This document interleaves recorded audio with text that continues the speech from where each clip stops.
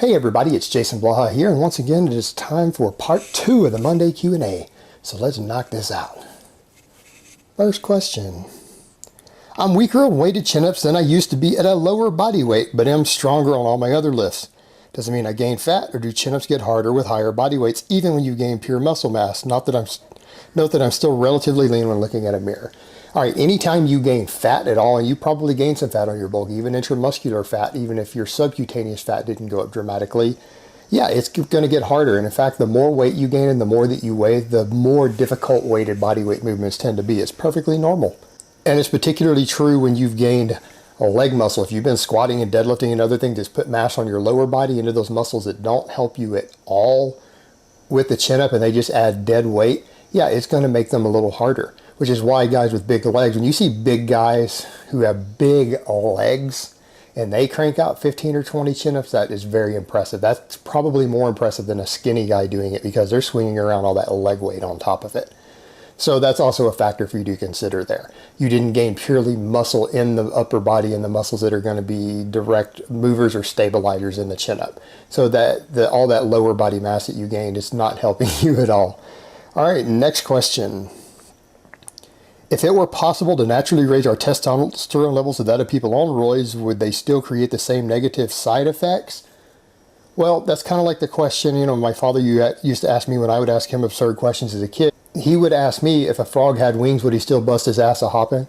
It's kind of an irrelevant question because it can't happen. It doesn't work that way. How would you do it naturally? You could inject some drugs that will facilitate relatively large or moderate doses of testosterone levels from it, like Rich Piana has admitted his HCG bridge when he comes off actually will boost your testosterone production to as high as people on moderate doses of testosterone, well above the normal range, you know, up to 4 times the normal range. So when someone does that and they claim they're off cycle, it's kind of silly.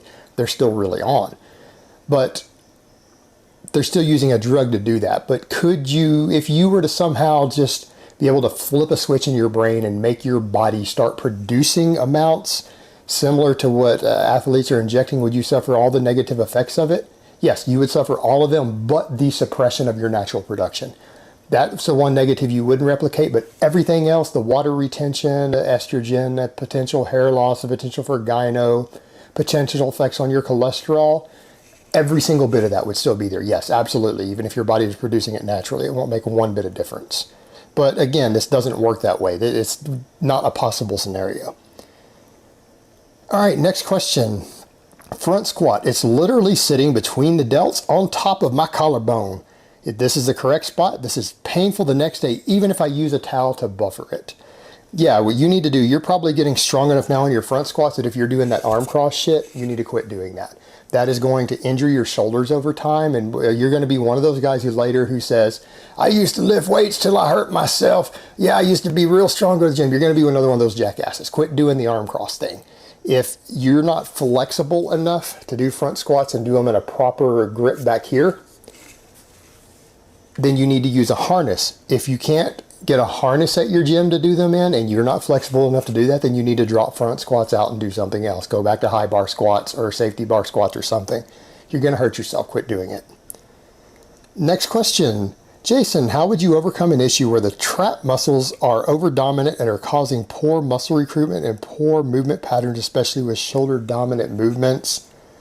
I wouldn't worry about it unless your concern is that your traps are going to get too big. Now, if you're concerned that your traps are too big and you don't like it, then that might be a problem. But, you know, if you're an athlete, that shouldn't be a concern or a problem. Your traps can probably never be too big or too strong for any sort of sport.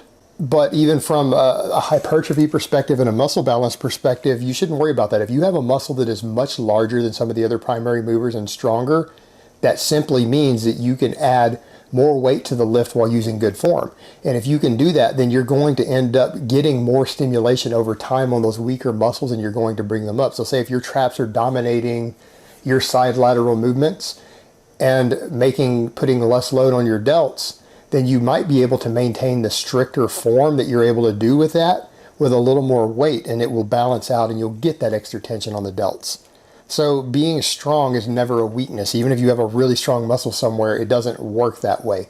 Now, if you're getting it in a way that is just doing it because you're working it because you're using bad form and cheating, and a bigger muscle takes over due to the cheating and the piss poor form, then correct your form. But if it's purely a strength issue in a given muscle, it's never going to be a problem for you. Just keep doing what you're doing, and over time, the weaker muscles will get the stimulation.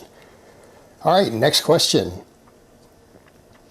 I follow a 3-day-a-week routine because of my job. On one day of the cycle, I have to train at night, and it kills me. I'm so tired at night that my lifts drop compared to when I lift in the morning the other 2 days. My question is this, is the tired workout with less weight than I'm using in the morning workout still as beneficial as the morning workouts? Maybe not as beneficial, but not every workout needs to stimulate growth. Some can be considered active recovery or stimulate less while you kind of recover and just reinforce the stimulation of the muscle protein synthesis from a heavier workout. Now, a lot of my programs I have written for you guys assume that you have an ideal pattern and rest periods and stuff to work with. So some of my programs might not be best for you, but there are programs like Mad Cows out there that have light days scheduled in there in the week. And so you find the programs like that and you utilize those light days on those days you know you're going to be weaker. Or if you're on another program that maybe doesn't allow for that, then come in and just reduce the weight anyways and follow that same principle I just advised of using it as kind of a feeder workout to reinforce and re-stimulate the muscle protein synthesis and reinforce the adaptations from the better workout a couple of days before. It's still a perfectly viable method, particularly when you're tired. All right, next question. What do you prefer and why? Straight sets or pyramiding sets for strength or hypertrophy? Generally straight sets. Now, we could argue about the hypertrophy thing, and yes, I know many successful bodybuilders over the years have done that who had great genetics and who are on lots of drugs. Not saying it doesn't work, but if you want to get a little more ideal and squeeze the most gains out of a program, you really shouldn't be doing mixed rep ranges very often. You can do it on occasion. Don't do it frequently on your big, heavy compounds in the same workout. I've explained why before in videos as far as adaptation and recovery to the different things of that you end up with getting not the best of both worlds when you try to do it that way. You're really better off on a given workout, whether you're using some sort of linear periodization or some sort of undulating periodization, to where you stick to the fairly close rep ranges for at least your primary compound exercises in a given workout. You're generally going to make better progress over periods of time if you do that. And it's not going to be a lot more. It's not to say people can't be successful doing that. So that's the thing you need to remember. When I say something's going to be a little better, that might mean it's only 5% or 10% better. That might only equal a half a pound of muscle difference over the next year. But that's still what I'm going to recommend because it's a half a pound of muscle over the next year. Doesn't mean you still couldn't have gained 10 doing the other way. All right, next question and last question of the week. What is your opinion on Bruce Lee? Do you think he used anabolic drugs? He had a very low body fat percentage. I believe it affected him and led to his death. What is your overall opinion? Thanks for answering these questions. And Bruce Lee, that's an interesting question. There were always rumors, at least even coming from some of his family and other people who knew him, that there were anabolic drugs involved. I believe Winstrol, also known as stanozolol, was something that it was suspected he uses. Now, anyone who knows a little bit about Bruce Lee, would you believe that that's possible? Yeah, I would say that very much fit into Bruce Lee's philosophy. Bruce Lee was an extreme individual. I do know someone who knew him personally. Not going to get into all that. I know someone who trained under him for a little while, a member of my family. And he was such a fascinating and unique individual, but he was so extreme in everything that he did. He pushed the envelope as far as martial arts styles. He pushed the envelope with his training, with his diet. This was a man who only knew how to do things to the extreme. He didn't know moderation, and that was why he was so good. And that's what made him so interesting. And so to suggest that he would do anything that it took to gain an edge and become better at his art would very much fit in his philosophy. So if he knew about steroids, and he probably did at the time, to think that he would have tried them or taken them is very reasonable. It would perfectly fit his philosophy, and refusing to take them probably wouldn't fit in his philosophy. So if we go on just speculation, is it fair to say that's a reasonable speculation and there's some evidence out there that he did it?